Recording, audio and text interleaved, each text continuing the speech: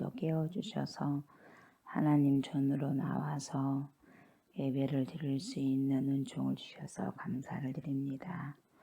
주님께서 오늘도 아버지 시작을 아버지 하게 하셨사오니 오늘도 아버지 주님을 살고 주님의 말씀을 따르며 순종하고 또 주님의 말씀으로 하루의 문을 또 닫는 그러한 귀한 시간들이 되게 하여 주시옵소서. 하나님을 더욱더 앙망하고 오러러 보며 믿음으로 날마다 주님을 아버지 향하여 우리의 시선들이 있게 하여 주시고 그래서 더욱더 하나님과 친밀한 관계로 나아가는 그러한 은혜가 있게 하여 주옵소서. 우리의 예배를 주님 받아 주시옵소서. 감사를 드리며 예수님의 이름으로 기도드리옵나이다. 아멘. 찬송 265장 찬송합니다. 265장.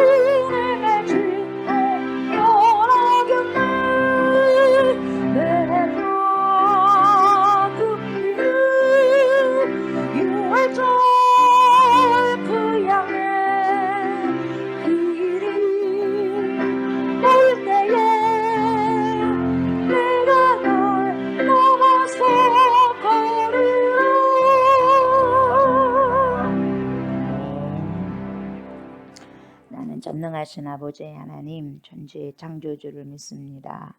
나는 그의 유일하신 아들 우리 주 예수 그리스도를 믿습니다.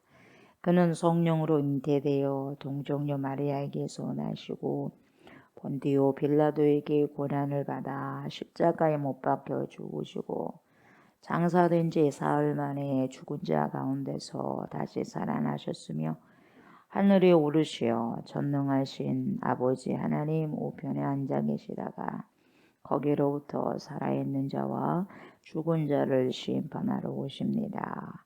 나는 성령을 믿으며 거룩한 공교회와 성도의 교제와 죄를 용서받는 것과 몸의 부활과 영생을 믿습니다. 아멘. 찬송 266장입니다. 266장 찬송합니다.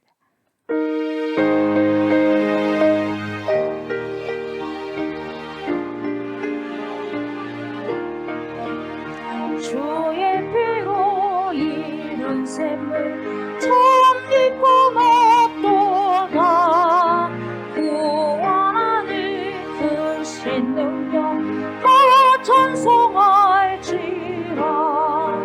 찬송하세 주의 보혈 그 셈에 지금 나아가 죄의 깊이 빠진 이몸 그 피로 씻어 맑히네. 죄악 세상 이 힘으로 거룩한 길 가니 나의 마음 성전 삼고 주께서 계시네. 찬송하세 주의 보혈 그 셈에 지금 나아가 죄의 깊이 빠진 이몸 그 피로 씻어 맑히네. 주 예수를 깊이 하는 놀라운 은혜 하늘나라 즐거움이 매일 새롭도다. 찬송하세 주의 보혈 그 셈에 지금 나아가 죄의 깊이 빠진 이몸 그 피로 씻어 말 죄악 세상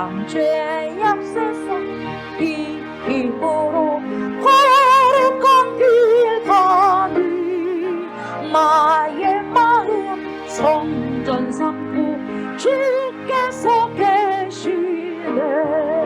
찬송하세 주의 보혈 그 셈에 지금 나아가 죄의 깊이 빠진 이몸 그 피로 씻어 맑히네.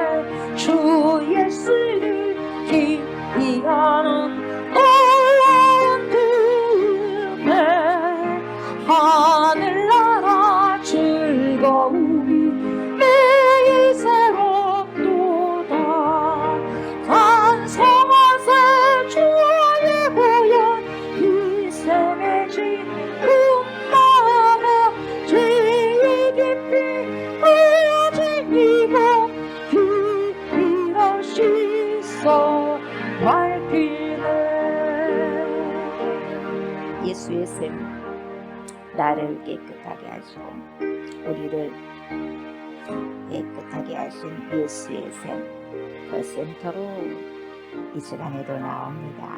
주님, 그 생수로 우리를 깨끗하게 시켜주셔서 우리의 허물을 하나님이여 깨끗하게 시켜주시옵소서. 하나님의 귀한 말씀으로 하나님이여 내 삶이 더욱더 하나님 변화되어지고 거듭난 사람으로서의 삶이 되어져 갈 수 있도록 은혜를 베풀어 주소서. 그 자리에서 머물지 않게 하소서. 그 자리를 아버지 하나님의 박차고 일어나서 달리게 하소서. 그 자리에서 주님을 향하여서 주님의 셈을 아버지여 박차고 달리는 그러한 인생들 되게 하여 주셔서 날마다 우리 주 예수 그리스도와 친밀한 아버지여 관계로 살아가고 나아가는 은혜가 있게 하여 주시옵소서. 하나님 우리의 어두운 부분들을 밝히 비춰주소서. 빛 대신 우리 주 예수 그리스도께서 하나님 신부된 우리들을 긍휼히 여기시고 불쌍히 여겨주셔서 빛으로 인도하여 주셔서 우리의 인생의 발에 하나님 등불이 되게 하여 주셔서 하나님의 뜻을 능히 이기고 아버지 살아갈 수 있는 그러한 아버지의 삶들이 오늘도 펼쳐져 갈 수 있도록 주여 성령으로 충만케 하여 주옵소서. 아버지의 생명수 말씀 앞에 섭니다. 주님 말씀하여 주시고 그 말씀이 생소함이 되지 않게 하여 주시고 그 말씀이 우리 삶에 넉넉함으로 아버지 이어져 가서 풍성한 삶을 아버지에서 살아내고 살아드릴 수 있는 그러한 인생들 우리 모두가 될 수 있도록 오늘도 함께 하시고 지도하여 주시옵소서. 감사드리며 예수 그리스도 이름으로 간절히 기도드리옵나이다. 아멘.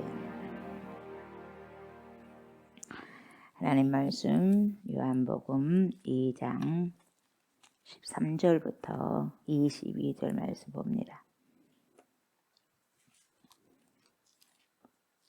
요한복음 2장 13절로 22절 말씀 봅니다.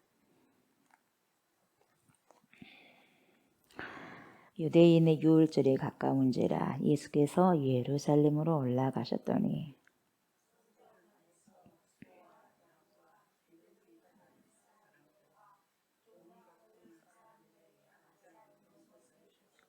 노끈으로 채찍을 만드사 양이나 소를 다 성전에서 내쫓으시고 돈 바꾸는 사람들이 돈을 쏟으시며 상을 엎으시고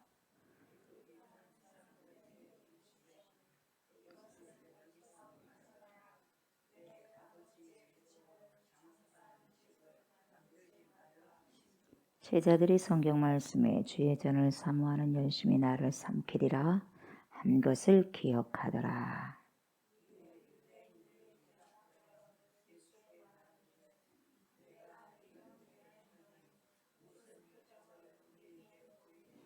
예수께서 대답하여 이르시되 너희가 이 성전을 헐라 내가 사흘 동안에 일으키리라.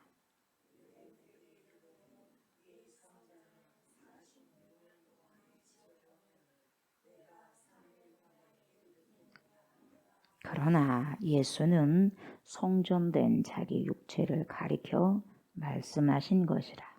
죽은 자 가운데서 살아나신 후에야 제자들이 이 말씀하신 것을 기억하고 성경과 예수께서 하신 말씀을 믿었더라. 아멘.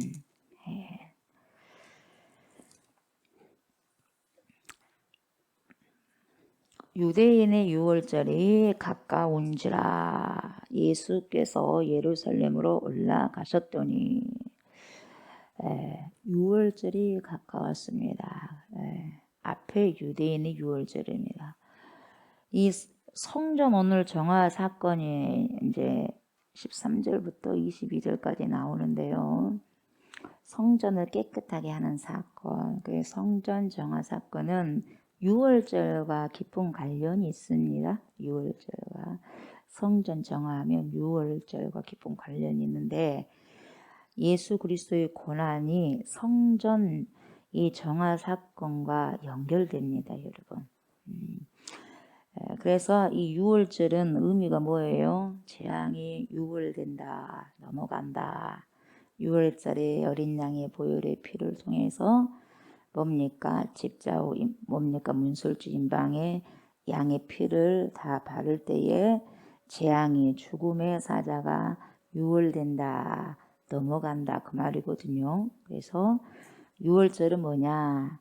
넘어간다. 뭐가? 재앙이 넘어간다. 패스오버 이런 뜻이죠. 그래서 이 어린 양의 희생, 다시 말하면 이 어린 양의 피 흘림입니다. 피 흘림을 통해서 이스라엘 백성들이 구원받죠. 죽음을 면하게 된다 이 말이죠. 되었어요. 그래서 성경에서는 예수 그리스도가 어린 양으로 소개되고 있습니다. 요한복음에 보니까 세례 요한이 그랬죠. 세상 죄를 지고 가는 뭔 어린 양이요? 하나님의 어린 양이다. 분명히 성경에서 세례 요한이 표현을 하고 있고 어린 양으로 이야기를 하고 있습니다. 어린 양의 혼인잔치도 있고 그러잖아요. 그래서 예수 그리스도의 희생이 언제 무렵에 일어났냐? 유월절 무렵에 일어나잖아요.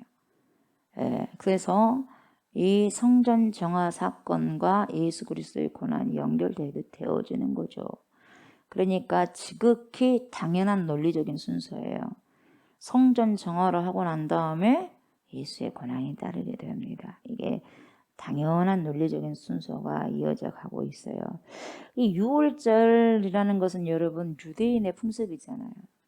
이방인이 아니라 유대인의 풍습이거든요. 근데 굳이 왜 유대인의 유월절이라고 하느냐? 유월절 안에는 유대인이라는 게 포함이 됐어요. 그러니까 굳이 유대인의 유월절 그렇게 안 써도 돼요. 근데 앞에다가 굳이 요한이 유대인의 유월절 이렇게 했어요. 유대인의 유월절. 그러니까 무슨 의미가 있는데 요한복음에서는 요한은 유대인을 참 좋지 못하게 봤어요. 자기도 유대인이지만은 유대인이 부정적인 의미로 쓰여져 있어요. 요한복음에는.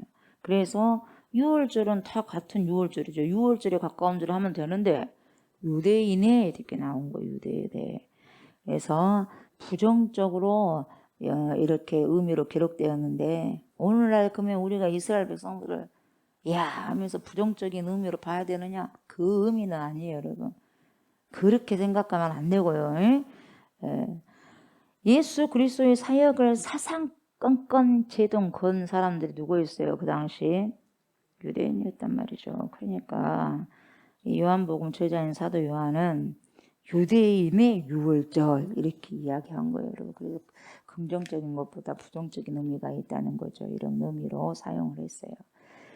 근데 이 요한복음이 기록될 당시는 여러분 이스라엘의 성전, 다시 말하면 헤롯 대왕이 수리했던 성전은 없었어요. 근데 지금 막 성전이 나오고 그러잖아요. 성전이 나오고 하거든요. 예.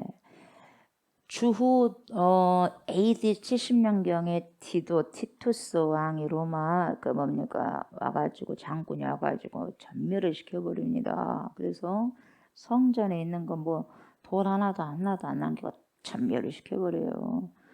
예, 그래서 이미 폐허가 돼버렸어요. 주후 70년에. 근데 이 요한복음은 70년이 뭐예요? 8, 90년대에 쓰여진 거죠. 후대에. 이때 쓰여질 때는요, 성전 없죠. 무슨 말씀인지 이해돼요? 없어요. 그때는. 요한복음을 기록할 때는 이미 성전이 없었고 예수님 당시에 그 이야기를 한 거잖아요. 그죠? 예수님 당시에 이런 부분들을 되어졌던 걸 요한이 기억했다가 적은 거죠. 후대에. 예. 그래서 요한의 제자들도 마찬가지 이걸 같이 합력해서 했죠. 그래서 이 요한복음을 기록할 때는 이미 성전이 있었다고요? 없었다고요? 있었어요? 없었어요? 없었죠. 성전이 있을 때 여러분 성전의 그 의례 그 예식할 때 의례의 중심은 누구였을까요? 제사장이었겠죠. 제사장. 그런데 성전이 무너져 버렸어요. 이 성전이 무너져 버리니까 예배는 드려야 되는데 그럼 어디에서 모여서 이제 예배를 드렸을까요? 시나고기겠죠. 시나고기 뭐예요? 회당이죠. 그러면 회당에서는 누가 중심이 됐겠어요, 여러분? 랍비겠죠. 회당에서는 랍비고 성전에서는 제사장이 중심이 되었겠죠. 그렇죠? 그래서 이 성전이 없어지다 보니까 성전 중심에서 회당 중심으로 이제 옮겨졌단 말이죠. 근데 오늘 성전을 정하였던 이 사건이 예수님의 생애의 마무리 때 기록된 게 아니라 보세요. 예수님의 생애의 첫 보세요. 활동 초기에 기록했잖아요. 요한이. 그죠? 그냥 그렇겠어요. 모든 것은 배율 순서가 모든 것은 이유가 있겠죠. 왜 초기에 해놓냐 이 말이에요, 여러분. 이유가 다 있겠죠. 그리고 가나온인 잔치를 왜 제일 먼저 거기 앞에다가 세웠냐 이 말이에요. 배열을 했냐 이 말이에요. 배치를. 이유가 있을까요? 없을까요? 우리는 그냥 막무가내로 보는데 2장 이것이 나오는가 보다. 4장에는 왕의 신하들을 고쳤는가 보다. 이런 식으로 아니라 뭔가가 그렇게 배치한 이유가 있다 이 말이에요. 위치한 이유가 있어요. 여러분들도 그냥 순서대로 보세요. 뭔가를 내가 나열할 때 대충 나열하나요? 순서가 다 있겠죠. 자기 나름대로의 배치 순서가 있는 거예요. 그런 것처럼 마찬가지예요. 여기 사도 요한도 마찬가지입니다. 그래서 성전을 정하였던 이 사건이 예수님의 생애 마지막에 기록이 안 되고 예수님의 활동 초기에 기록을 하게 된 이유가 있다 이 말이죠. 왜요? 성전이 뭐냐 이 말이에요. 성전이. 진정한 성전이 뭐냐 이 말이에요. 예수님이 성전 헐헐벌을 하잖아요. 당신이 세어버리겠다 이 말이잖아요. 지금 그랬어요 안 그랬어요? 19절에 성전 헐어버리라. 근데 이미 성전에 지금 이 요한복음 때는 헐어졌다고 그랬어요. 이미 끝나버린 거예요. 예. 근데 예수님이 그 당시 그렇게 이야기를 한 거예요. 근데요 헐어버리라 다시 세우겠다. 성전은 우리가 보이는 그 부분 그것이 아니라 진정한 성전은 예수님이야말로 진정한 성전이다 이걸 보여주는 거예요. 표적을 샘메이온 표적을 통해서 보여주는 게 뭐 가나온인 잔치에서 신랑 신부를 드러내려고 하는 것이 아니라 그 표적을 통해서 야 물이 포도주가 돼버렸네 이게 중요한 게 아니라 물이 포도주로 바뀌어버리게 하신 이분이 도대체 누구냐 이거예요. 그분이 누군데? 예수님이. 예수님이 도대체 누구냐? 누구예요? 신의 아들이죠. 하나님의 아들이에요. 그리고 하나님이에요. 이걸 드러내기 위함이고, 성전도 보세요. 이미 멸망된 거 뭐예요? 그게 아니라 성전 뭡니까? 성전은 진짜 성전은 예수님이다. 이걸 지금 요한이 지금 드러내고자 하는 거예요. 그래서 요한복음 전체적인 흐름이 여러분이 알아야 될 것이 뭐냐? 아, 신의 아들이다. 신성이다. 하나님이시구나. 이걸 보고 이 중심을 가지고 가셔야 된다. 이 말을 놓치지 마셔야 돼요. 이걸 계속해서 지금 요한이, 사도 요한이 드러내고 있는 거죠. 진정한 우리의 참된 성전이 누구다고요? 예수님이야말로 참된 성전이시다. 이것을 보여주고 있죠. 그래서 우리가 가나온인 잔치 이적을 봤을 때도 하나님과 그 백성 사이의 혼인관계였죠, 여러분. 언약적 관계였잖아요, 외제지. 그래서 여기에서 보세요. 예수 그리스도를 통해서 하나님과 백성 사이에 새로운 언약이 맺어졌다. 그리스도가 누구냐? 하나님의 아들이다. 독생성자다. 누구냐? 중보자다. 그분이 아니면은 길이 아니면 우리가 알 수 없기 때문에 그분이 길이다. 내가 곧 길이요 진리요 생명이 나오잖아요. 길이요 진리요 생명이다. 나를 말미암지 않고는 아버지께로 올 자 없다. 그래서 맺어준 게 하나님과 우리를 맺어준 게 누구예요? 그리스도다. 이런 부분을 드러내는 거예요. 그리고 나서 보세요. 가나 혼인 잔치가 끝나고 나자마자 바로 등장시킨 사건이 뭐라고요? 성전 정화 사건이더라 이 말이에요, 여러분. 바로 뒤에 오잖아요. 그리고 이 성전 정화 사건을 통해서 진정한 성전은 누구죠? 아, 예수 그리스도 그분이십니다. 이걸 알려주는 거예요. 그래서 새로운 성전으로서의 누구? 그리스도. 이것을 탁 나타내기 위해서 성전 정화 사건 2장이 탁 배치되어 버린 거예요, 여러분. 예수다. 그분이 성전이다. 참된 성전이다. 그래, 이렇게 의도적으로 글을 배치할 때는 뭔 뜻이 진정한 의미가 있다 이 말이에요. 이것을 확 드러냅니다. 이런 배치가. 아, 뭔가 분명히 있다. 여러분 중요한 걸 뒤에다 놔요? 앞에다 놔요? 보통 앞에다 납니다. 리스트 순서를. 제일 중요한 걸 먼저 앞에다 쓰지 마지막에 쓰겠어요, 여러분? 우리 인생에 있어서 가장 먼저 생각나는 것이 앞에 오는 거예요. 그래서 우선순위를 이야기하는 거예요, 여러분. 배치도, 내 인생의 배치도가 여러분 어떻게 되어 있는지 오늘 말씀을 통해서도 요한이 말해준 걸 통해서도 다시 한번 여러분들이 배열을 하셔야 돼요.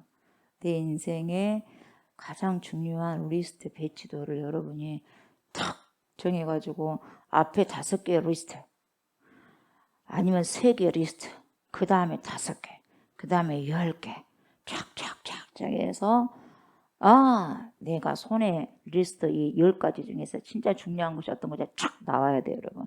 왜냐하면 그 리스트가 여러분이거든요. 그 리스트가 나의 인생이거든요. 그걸 보면 나는 어떤 사람이다 라는 걸 보게 되는 거죠.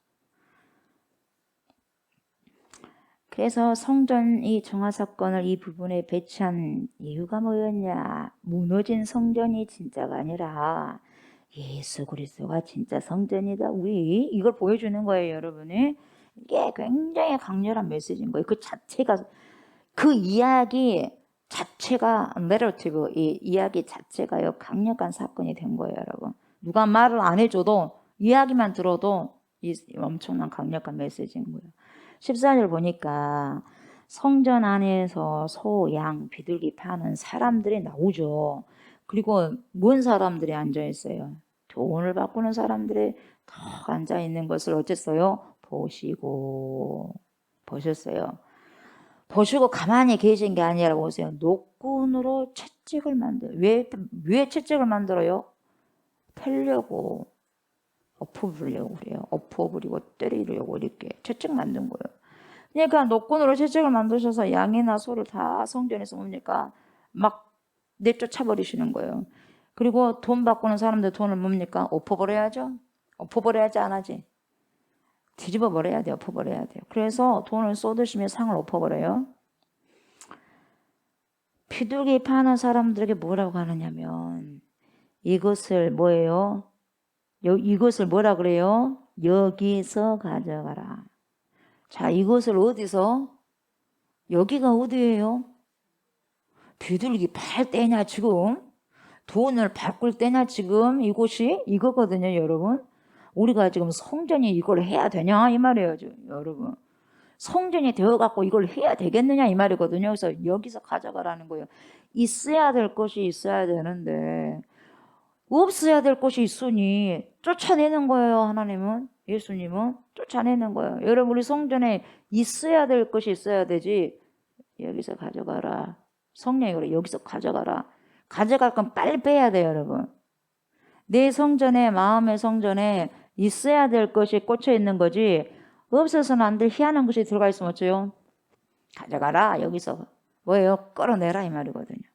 그래서 뭡니까? 내 안에 좋지 못한 거 있으면 예수 이름으로 명령하노니 뭐라 그래요? 떠나가라, 파쇄되라 막 그렇게 선포하잖아요. 나가야죠. 가져가라 이 말이에요. 가져가라. 여기서 성전에서 내 아버지 집. 여러분 성전을 뭐라고 표현하죠? 내 아버지 집이라고 그래요. 내 아버지 집. 성전이 뭐예요? 내 거예요? 아버지 집이다 이 말이에요. 아버지 집은 아버지의 곳으로 채워져야 되는 거죠. 성전의 개념을 그래서 우리가 여러분 잘 아셔야 돼요. 성전이 내 거예요. 성전이 성령에 머무는 곳이기 때문에 성령은 아버지의 영이고 그리스도를 나타내는 그리스도의 영이거든요. The Holy Spirit, 거룩한 영이거든요. 그 영이 계셔야 되고 아버지 집이기 때문에 아버지의 것들이 있어야 되는데 어디 감히 내 아버지 집으로 장사하는 집을 만들려고 하느냐 만들지 말라 그러면서 막 쫓아버리는 거예요. 그래서 여러분 우리가 여기서 가져가는 것은 내가 있어야 할 것만 있어야 돼요. 없으면 저 엎어버리는 거예요. 엎어버려요. 예. 여러분 성전에 모든 사람이 들어가지 못합니다. 여러분 다 들어간 게 아니에요. 모든 사람이 성전에 들어갈 자격이 있는 것이 아니었어요. 그 당시도. 누구나 다 들어갈 수 없었어요. 예? 그것에서도 뭡니까? 공간의 계급이 있었어요. 공간의 계급화가 있었던 거예요. 그러니까 성전에 들어가자마자 바로 성소가 아니에요, 여러분. 이방인의 뜰도 있고 여성들이 머무는 뜰이 있고 남자들이 머무는 뜰이 있고 성전 안에는 제사장 외에는 들어갈 수 없어요. 그리고 지성소 안에는 대제사장만 1년에 한 번씩만 들어가는 거예요, 여러분. 성전 다 구별되어 있어요. 턱 들어온 게 아니었어요. 그래서 이방인들은 성전 마당까지만 올 수 있었어요. 이방인들의 뜰이 성전 마당이에요. 성전 안으로 못 들어가요. 마당에서 거기서 있어야 돼, 마당에서. 그리고 거기에서 조금 올라가면은 좀 좁은 공간 속에 뭐가 있냐? 이방인의 뜰 지나서 여인의 뜰이 있어요. 여자들, 유대인의 여자들, 여인의 뜰이 있고, 그리고 유대인 여자들의 성전에 들어갈 수 있는 마지막 경계선이 되는 공간이 여인의 뜰이고, 그리고 좀 더 가면 이스라엘의 뜰이 있어요. 이스라엘 뜰은 유대인 남자들이 거기서 있는 거죠. 그 유대인의 남자들 거기서만 있죠. 성전으로 못 들어가요. 뭔 말인지 알겠어요, 여러분? 그래서 제사장들은 성전, 그 대제사장들은 지성소까지 가는 거죠. 그러니까 신분과 성별에 따라서 이것도 공간의 계층화가 있었던 거죠, 여러분. 우리는 지금 몸이니까 예수님 때문에 지성소까지 들어오잖아요. 우리가 옛날에 이 당시에 태어났으면 못 가죠. 여인의 뜰에서밖에 못하고 우리는 이방인이라면 이방인의 뜰 마당에서만 있을 수밖에 없어요, 여러분. 들어가고 싶어도 못 들어가요. 우리가 여러분 공간을 또 배치하잖아요. 그렇죠? 이것도 배치를 하는 거예요. 위계를 만드는 거예요. 위계를. 우리 사람들은요, 어디를 가나 뭡니까? 위계를 딱 정하는 걸 좋아라 그래요. 그래, 안 그래? 3명만 있어도 거기에서 뭡니까? 리더를 뽑으려고 그래. 참 좋아라 그래요. 어떻게 그렇게, 리더 안 뽑아도 자기 알아서 하면 얼마나 좋겠어요. 그런 부분들이. 근데 꼭 거기에서도 위에 누군가가 있으려고 하는 거예요. 그래서 위계의 이 부분들을 해 나가려고 그래요, 사람들이. 예수님께서 누가복음을 통해서 뭐라고 말하냐? 우리가 여러분 너들을 가게 되면은 제일 좋은 상석이 먼저 눈에 띄어들어. 확 하고 거기 먼저 턱 앉아버려. 조심하셔야 돼요. 딱 딱 보고 야 저기가 제일 좋은 자리다. 그 자리를 조심하셔야 돼요. 창피를 안 당하려면. 왜 그러냐면 주님이 미리 말씀해 주셨어요. 그러니까 말씀 따라 가면은요. 하나님이 얼마나 지도하시고 가이드해 주시는데 거기 앉지 마라고 하면 안 앉아야 되거든요. 그 상석에 앉지 마라고 하면 안 앉아야 되는데 이 말씀 이거 뭐고 필요 없어. 확 저기 먼저 가자. 아무도 안 앉아 있으니까 턱 앉아버린 거예요. 자, 그런 사람을 향해서 뭐라고 앉아야 하세요? 누가복음 14장 8절에 8, 9절에 네가 누구에게나 혼인잔치에 청함을 받았을 때에 높은 자리에 앉지 말라 그래요. 어디에서든지 청함을 받았을 때 뭐라고요? 높은 자리에 앉지 말라. 그렇지 않으면 너보다 높은 사람이 청함을 받은 경우에 너와 그를 청한 자가 와가지고 주인이 뭐라 그래? 너더러 이 사람에게 자리를 내주시오. 거기 앉을 곳이 아니오 당신이. 그러면 네가 저쪽 끝으로 가니까 얼마나 부끄럽겠냐 이 말이요. 네가 그때 부끄러워 끝자리로 가게 되라. 그러지 말라는 거예요. 우리는 그래도 아이들도 훈련을 시키잖아요. 그래서 어른들이 뭐 그 자리에 안 있잖아요. 뭐 얘들이 그냥 막 어른들이 있을 때 막 나대고 그런 게 아니에요, 여러분. 그게 훈련이 돼야지 이게 안 오는 거예요. 훈련이 안 되면은요, 여기고 저기고 어른이 앉아있든 누가 앉아있든 다 간섭하고 다니는 거예요. 이게 안 되는 거예요, 여러분. 우리 이미 지금 주님께서 훈련하시잖아요. 어디를 청함을 받았든지 간에 혼인잔치 외에도 상석에 앉지 마라 이 말이에요, 여러분. 그럼 우리가 저 끝에 있으면 아이고 왜 거기 앉아 계십니까? 이쪽으로 오십시오. 그러면 괜찮아요. 상속으로 데려가면 괜찮은데 우리가 제일 먼저 가가지고 상속으로 딱 앉아있다. 그러면 저쪽으로 쫓겨나면 얼마나 창피스럽겠냐 이 말이에요. 여러분. 아셨어요? 아, 좋은 자리네 하고 가지 말라 이 말이에요. 여러분. 제일 끝털이 좋지 않는 그 자리로 가라 이 말이에요. 예를 들면 청소 같은 경우는 제일 좋은 자리가 아니라 제일 안 좋은 자리를 선택해요. 누가 안 하려고 한 곳을 해라 이 말이에요. 여러분. 자리만의 문제가 아니라 누가 하지 않고 가려고 하지 않는 곳을 하라 이 말이에요. 옛날 고대 세계에서 좋은 자리에 앉으려고 하는 이유가 있었어요. 왜 그런지 아세요, 여러분? 좋은 자리에서요. 음식들이 좋은 게 나오거든요. 맛있는 게 많이 나와. 달라.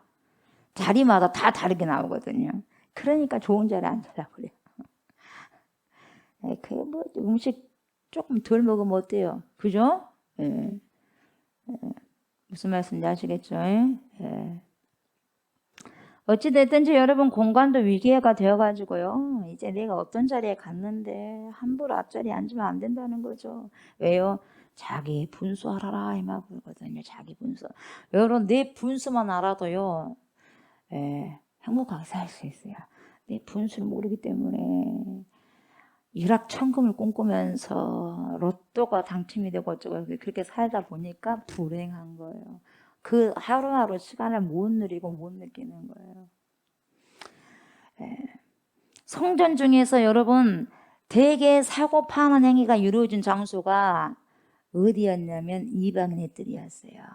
이방인의 뜰. 그래서 소와 양을 가지고 와서 이곳에 파는 거죠. 그러니까 이 소와 양과 비둘기 파는 사람들과 돈 바꾸는 사람들이 성전에 있었던 이유가 있었죠. 그것이 뭐였냐? 디아스포라. 이 디아스포라는 뭐예요? 흩어져 있는 유대인들이잖아요. 멀리서 살고 있는 유대인들이 여기까지 와요. 성전에까지. 근데 뭐 보세요. 부산에서 서울로, 서울에서 목포로 그러면 양을 끌고 와야 되고 소를 끌고 와야 돼. 차 태우고 쉬워 안 쉬워. 제사 지내려고 소 한 마리 끌고 오고 양 끌고 오고 이게 보통 한 사람이 아니라 수도 없는 사람이 그런다고 생각해 보세요. 사람 탈 자리도 부족할 건데 그래 안 그래요? 안 그렇게 못한다 이 말이에요. 그냥 멀리서 온 사람들이 힘들죠. 끌고 오려고 하면 비둘기는 모를까. 근데 성전 올 때부터 집에서부터 출발하면서 이 애들 큰 등치를 끌고 올라오니 별로 그게 힘들잖아요. 그러니까 성전 가까이 와가지고 제사장들이 정결하다고 인정한 재물을 샀어야 돼요. 그래가지고 돈을 갖고 와야 된다 이 말이에요. 돈 주고 여기서 사야지. 얼마나 편해요. 돈 좀만 주고. 그죠? 그렇게 한다 이 말이에요. 그래서 돈 가지고 와서 사였어요. 그래가지고 기드론 골짜기 너머에 감람산이라고 있는데 그 감람산에서 시장이 열린 거예요. 거기에서 양도 사고 소도 사야 돼. 예. 그렇게 사야 되는데 많은 사람들이 거기서 가깝게 이제 거기서 사고 가면 되거든요. 그런데 대제사장이었던 가야바가 어떻게 했냐면 그 감람산에서 일어난 그 시장을 거기서 하지 말고 그냥 차라리 이 가까운 성전으로 그냥 갖고 와버려라 시장을. 그래가지고 성전으로 끌고 와버렸어요. 시장을. 감람산에 사고 있었던 것을. 이유가 있겠죠. 이유가 있겠죠. 뭐니 해도 뭐니가 좋다 이 말이에요. 그래서 성전 안에서 사고 파는 일을 하게 됩니다. 예, 그냥 편히 봐줄 테니까 와서 그냥 여기서 장사해라 그 말이 아니에요. 자리세 내야지. 너희들 장사하려면 자리세 내. 판매하니까 판매도 내. 판매서도 내. 자리세 판매서 다 받아. 그러니까 성전은 뭐예요? 점점 돈이 많아지니까 부자가 되는 거예요. 성전이. 그것만 해도. 예. 이게 어디서 일어났다고요? 성전인데 이방인의 뜰에서 일어났다 이 말이에요. 이방인의 뜰이 있고 그 다음에 그 유대인 여인들의 뜰이 있고 그 다음에 뭡니까 이스라엘의 그 남자들 있는 그 거기가 있고 뜰이 있고 또 어디가 있어요? 이제는 성전 아니죠? 그 누가 들어가요? 성소가 누구? 제사장이. 그 다음에 지성소는 누가 들어가요? 대제사장이. 그 여기에서 이방인의 뜰에서 이렇게 사고 팔고 했다 이 말이에요, 여러분이. 안에서 막 그런 게 아니라 그래도 성전이잖아요, 성전. 예, 그래서 여러분 돈벌이에 관심이 생겨버려요. 대제사장, 제사장 이런 사람들이 돈벌이에 관심이 생겨요. 특별히 돈 바꾸는 사람이 필요했던 이유가 뭐냐. 성전에 내는 돈은요 아무나 돈 내면 안 돼. 딱 규정되어 있는데 뭘 내야 되냐. 반세겔을 내야 돼. 반세겔. 예. 그 1년에 성인 남자가 내야 하는 성전세가 뭔 세겔? 반세겔이요. 세겔 반세겔. 그러니까 은으로 쳐보면은 약 5.7g이래, 은이. 그리고 금은 1.5돈. 한 돈, 두 돈 그러잖아, 금. 그러니까 두 돈도 안 돼. 한 돈은 넘고 1.5돈. 이 정도의 반세계를 내야 돼요. 모든 사람들이 예루살렘에 와서 성전세를 내면 얼마나 좋겠어요. 근데 다 예루살렘에 못 오니까 다니면서 그걸 또 받는 사람이 있네요. 다니면서 받는 사람이 있어. 그게 뭐냐면 나올 때 반세겔 받는 자가 있잖아요. 그죠? 반세겔 받는 자가 있어요. 그래서 세겔로 바꿔서 내야 되기 때문에 나는 지금 우리 한국 돈뿐이 없어요. 10,000원, 100,000원 한국 돈뿐이 없어요. 한국 돈 내면 안 될까요? 내면 얼마나 좋겠어. 안 돼요. 돈 바꿔야 돼요. 한전으로. 뭘로? 미국 돈으로 바꿔요. 달러로. 이렇게 바꾸게 하는 거예요. 바꿀 때 환전세. 바꾸면서 뭡니까? 수수료 내라 이 말이에요. 수수료. 수수료 가지고 뭡니까? 수수료 가지고 수수료 한 사람당 500원이고 한 사람당 1,000원이라고 생각해봐요. 100명, 1,000명이면 많아요? 안 많아요? 많은 거예요, 여러분. 예. 어딜 가면 우리가 어디 가도 뭡니까? 관광 명소에 가면 보는 값이 있어 없어. 요즘에는 1인당 막 7,000원, 8,000원, 만원이고 그래요. 어린이는 뭐예요? 관람새도 있고 3,000원, 5,000원. 장난 아니죠. 먹고 사는 거예요. 예. 어찌됐든지 돈을 바꿔야만 했어요. 예. 그러니까 환전 수수료가 발생해서 이것 가지고 또 뭡니까? 수익을 또 내는 거죠. 그러니까 보세요. 모든 유대인 남자들이 성전세를 낼 때 이 환전 수수료를 따져보면 어마어마하잖아요. 그러니까 이 성전이 어떤 일을 하고 있었냐면 돈벌이를 하고 있었다 이 말이에요. 돈벌이. 거기에 눈이 멀어버렸다 이 말이에요. 이 돈벌이를 위해서 모든 일을 다 하고 있는데 특별히 여기에 비둘기 파는 사람들도 여기에 있는 것을 우리가 알 수 있잖아요. 그죠? 비둘기는 가난한 사람이 내놓은 재물이잖아요. 그죠? 예. 폐지를 주어가지고 말이요. 팔아가지고 그런 분들이 또 하나님 앞에 드리는 바치는 그 정도의 헌물인데 그런 걸 함부로 쓰면 안 되잖아요. 예. 함부로 쓰면 안 되잖아요. 그래서 교회 헌금도 함부로 쓰면 안 되잖아요, 여러분. 예. 종교가 보세요. 돈벌이로 눈을 돌리는 순간요 타락이에요. 그래서 교회가 돈이 많아버리면 타락이 와요. 교회가 돈이 많은 건 타락이 와요. 교회가 돈이 있으면 빨리 써버려야 돼. 어디다 써야 되느냐. 진짜 주님이 원하는 곳에 써버려야 돼. 돈이 많이 들어왔다. 여러분 내 안에 통장에 돈이 많다. 타락하기 딱 좋아. 빨리 흘러보내버려야 돼요. 많은 목회자들이 모여가지고 뭔 말 하냐. 이야, 목사님 교회는 헌금이 얼마 나와요? 우리 예산이 얼마고 결산 이번 얼마고. 조금 한심스러워요. 돈으로 이제 해보려고, 돈으로. 요즘에 어떻게 성도님들은 어떻게 변화가 어떻게 되어지고 요즘에 또 어떻게 좀 하고 계십니까? 어떻게 요즘에는 설교 준비하시면서 어떤 부분들 하고 있습니까? 이런 게 아니라 그게 얼마나 예산이 얼마요? 이게 뭐냐면 이런 이야기를 오고 가고 하고 그런다면은 몇 명이나 성도가 출석가요? 막 이렇게 하면 부끄러운 일이다 이 말이에요.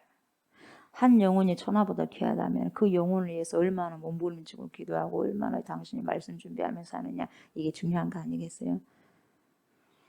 주객이 전도되면 안 된다 이 말이에요, 여러분.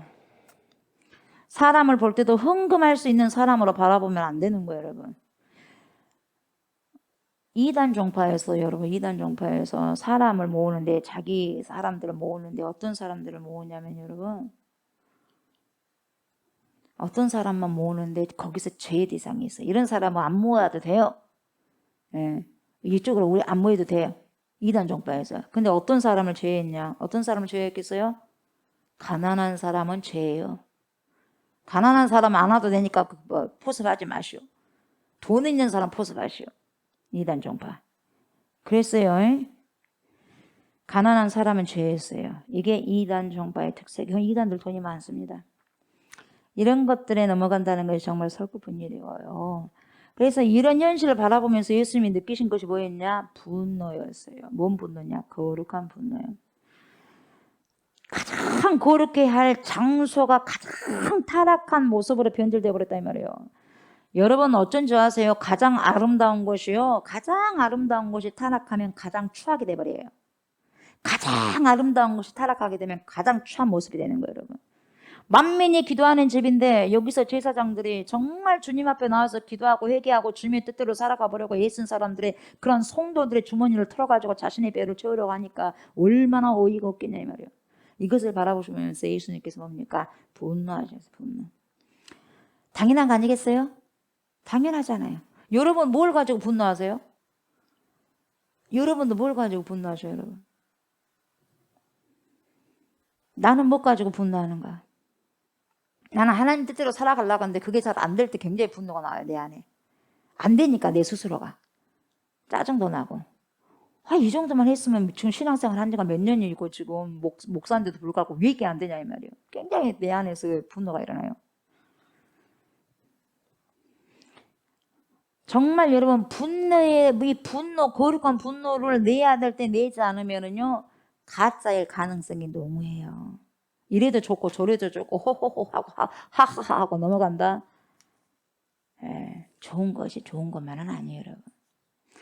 그러니까 이런 추한 행동을 보이는데 우리 하나님께서 그냥 가만히 앉아서 있을 수가 없고 복음을 줄 수 없다 이 말이죠. 이 카즈 몽크라는 목사님이 계시는데, 이 카즈 몽크라는 분이 1898년에 태어나가지고 1944년에 짧은 인생을 살다 가셨어요. 카즈 몽크 목사님이 이 덴마크 교회 목사님인데, 히틀러 체제, 이 나치 정권 때 이 히틀러 체제에 저항하다가 죽음을 순교를 당합니다. 그래서 이 카즈 몽크 목사님께서 하신 말씀이 어떤 말씀이냐, 이런 말씀하셨어요. 교회 역사 속에서 기독교인들은 사자, 어린 양, 비둘기, 물고기로 표상된 적은 있어도 카멜레온으로 표상된 적은 없다. 이렇게 카즈 몽크 목사님께서 말씀하셨어요.